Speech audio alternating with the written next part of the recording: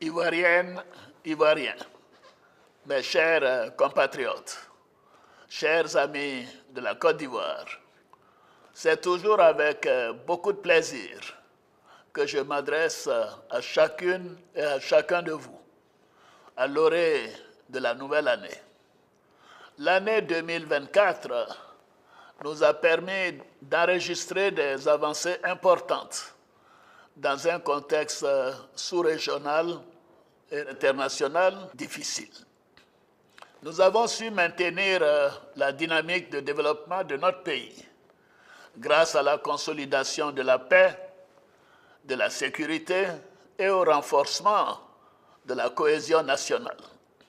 La paix constitue pour nous une valeur cardinale que nous devons préserver en toutes circonstances par le dialogue. C'est dans cet esprit que nous avons traité la situation de nos deux gendarmes interpellés en septembre 2023 au Burkina Faso alors qu'ils essayaient d'arrêter des orpailleurs clandestins le long de la frontière. Je me félicite que la voie du dialogue que nous avons choisie ait permis leur retour en Côte d'Ivoire pour le bonheur de leur famille. Je salue leur courage et leur résilience et à travers eux, l'ensemble de nos forces armées, notre gendarmerie et notre police. Mes chers compatriotes, chers frères, chères sœurs, nous pouvons être fiers de notre armée, dont la modernisation est désormais effective. C'est dans ce cadre que nous avons décidé du retrait concerté et organisé des forces françaises en Côte d'Ivoire. Ainsi, le camp du 43e BIMA, le bataillon d'infanterie de marine de Port-Bouët, sera rétrocédé aux forces armées de Côte d'Ivoire dès ce mois de janvier 2025. Pour marquer cette nouvelle étape de la vie de notre armée, j'ai décidé de baptiser ce camp du nom du général Ouattara Thomas Dakin, militaire au parcours exceptionnel et tout premier chef d'état-major de l'armée ivoirienne. Mes chers compatriotes, l'année 2024 a été marquée par la parfaite organisation de la 34e édition de la Coupe d'Afrique des Nations de football par notre pays.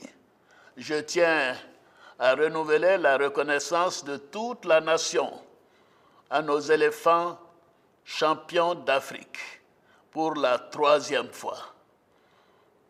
Au plan diplomatique, notre pays continue de rayonner à l'international.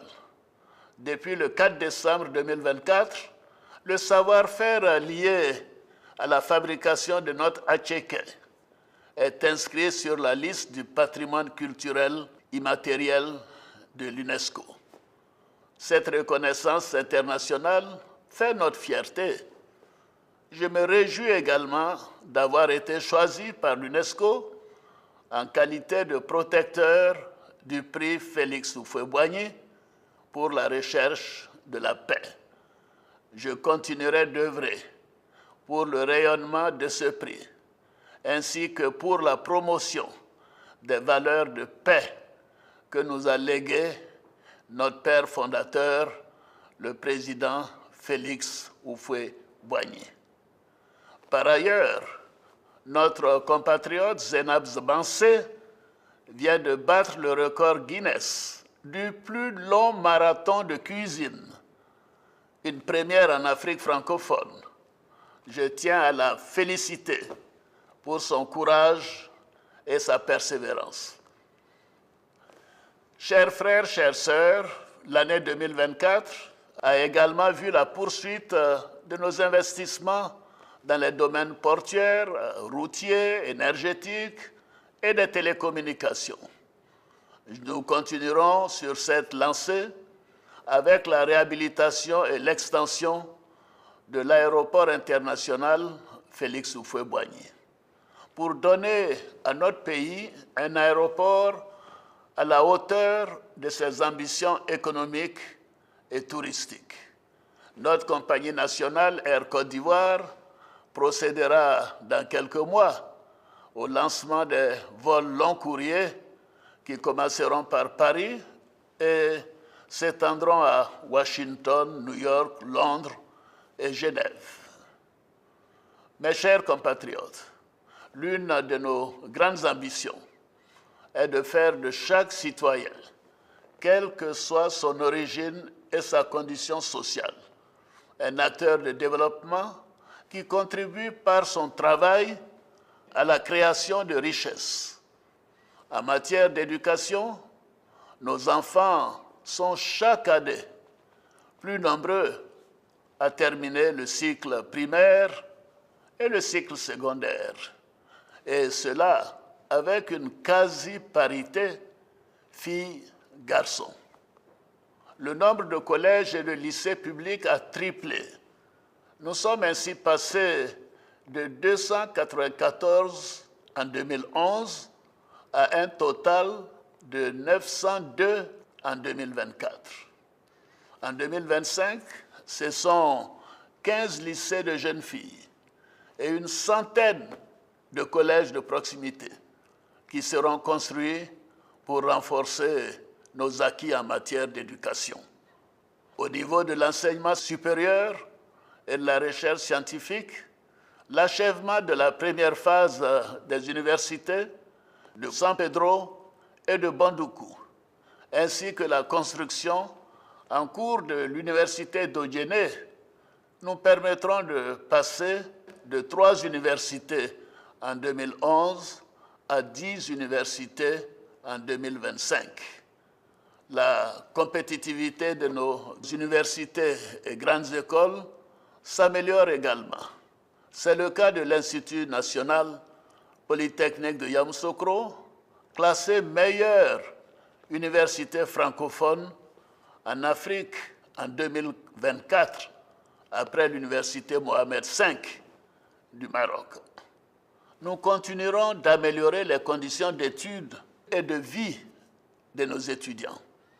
Dans ce cadre, les cités universitaires, y compris celles de l'Institut national polytechnique et de l'École normale supérieure, feront l'objet de réhabilitation complète dès janvier 2025.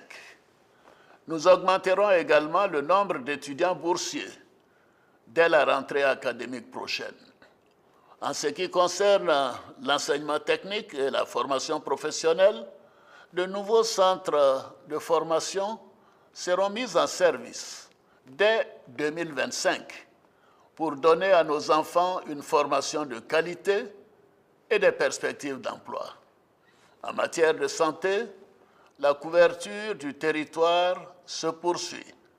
Désormais, 80% des populations vivent à moins de 5 km des centres de santé, contre 66% en 2011.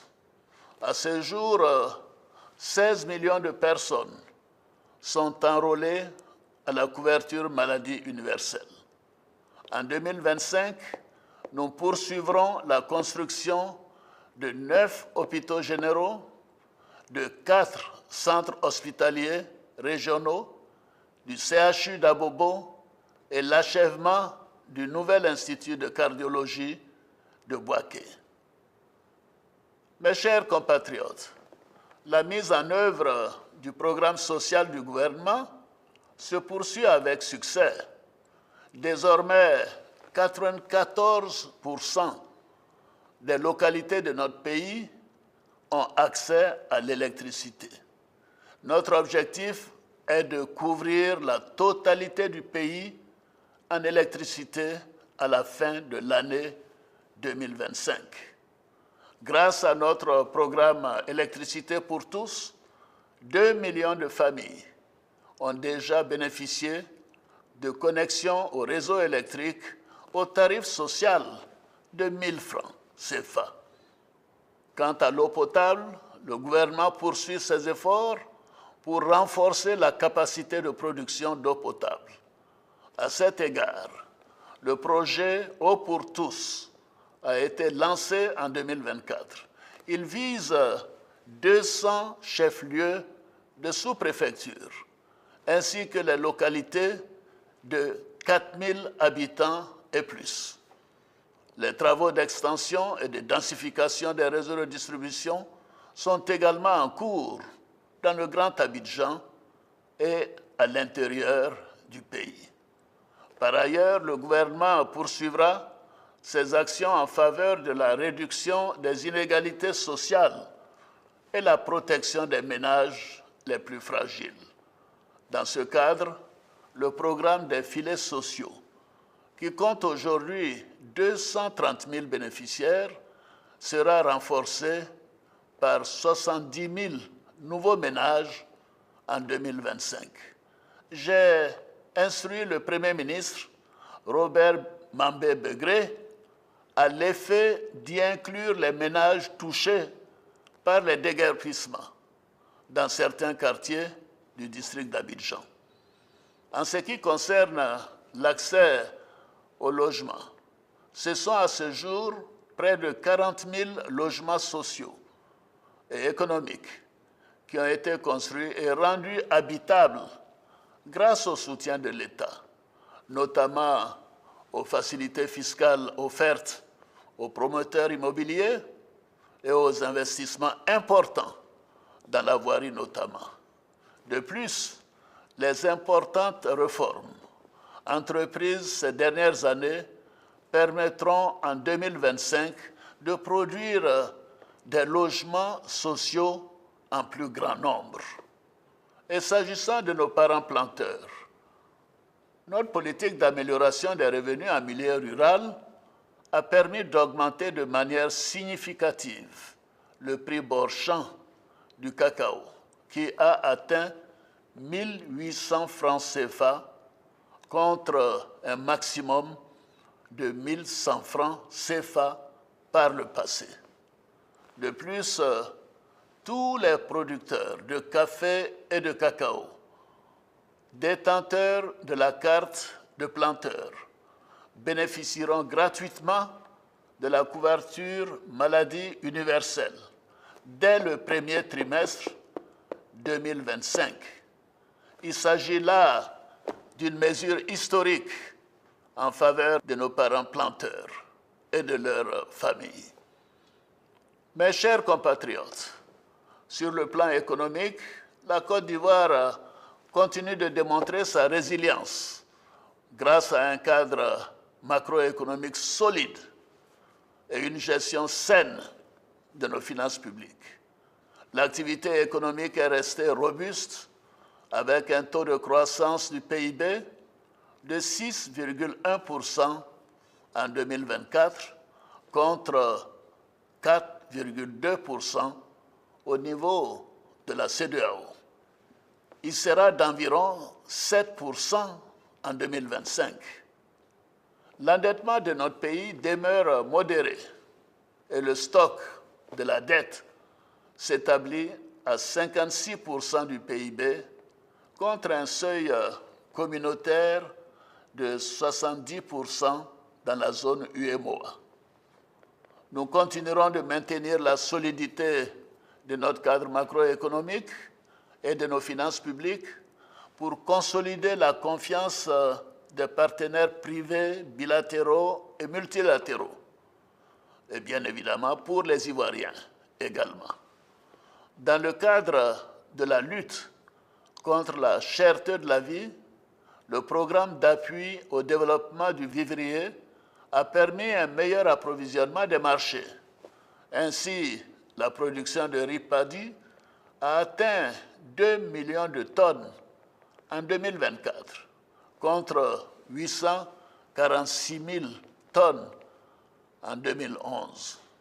Avec la poursuite de ces programmes et les efforts en matière de nutrition, sous la supervision du vice-président Tchemoko Mélié-Koné, nous sommes sur la bonne voie pour parvenir à la souveraineté alimentaire dans les prochaines années. Mes chers compatriotes, notre politique énergétique et minière commence à donner des résultats tangibles. Après les découvertes majeures de pétrole et de gaz et de la récente mine d'or de Tanda, notre statut de hub énergétique sous-régional se renforce et notre pays dispose de 2 gisements d'or de classe mondiale. L'exploitation de nos ressources naturelles soulève toutefois le défi de la préservation de l'environnement. Dans ce cadre, la Côte d'Ivoire s'est fixé l'objectif ambitieux de porter la part des énergies renouvelables à 45% de notre mix énergétique d'ici à 2030. Nous continuerons aussi d'accorder une attention particulière à la restauration de notre couvert forestier et au développement d'une agriculture respectueuse du climat. Enfin, nous poursuivrons nos efforts en matière d'amélioration de l'environnement des affaires, afin d'offrir un climat d'investissement toujours plus compétitif et plus attractif. En cela, la bonne gouvernance, ainsi que la lutte contre la corruption et le blanchiment des capitaux feront l'objet d'une attention particulière tout au long de l'année 2025. Mes chers compatriotes, les conditions de travail dans la fonction publique ont connu une amélioration avec l'adoption d'un nouveau statut général de la fonction publique et une augmentation régulière des salaires des fonctionnaires tous les 2 ans, depuis 2014. Nous avons aussi initié un dialogue social avec les organisations syndicales pour garantir la paix sociale. Nous poursuivrons également nos actions en faveur de l'autonomisation et la promotion des femmes à travers le Fonds d'appui aux femmes de Côte d'Ivoire. Ainsi, ce sont plus de 420 000 femmes qui ont pu accéder à des ressources financières en vue de créer ou de renforcer des activités génératrices de revenus. Mes chers compatriotes, chers jeunes, je voudrais m'adresser à vous maintenant. Vous constituez l'avenir de notre pays. C'est pourquoi j'attache une attention particulière aux mesures en faveur de votre épanouissement. Je connais votre envie d'exprimer votre talent, votre soif d'indépendance et votre besoin d'épanouissement pour aider vos familles et contribuer au rayonnement de notre beau pays. Le programme jeunesse du gouvernement s'inscrit aussi dans ce cadre et il a déjà permis à des milliers de jeunes d'en bénéficier.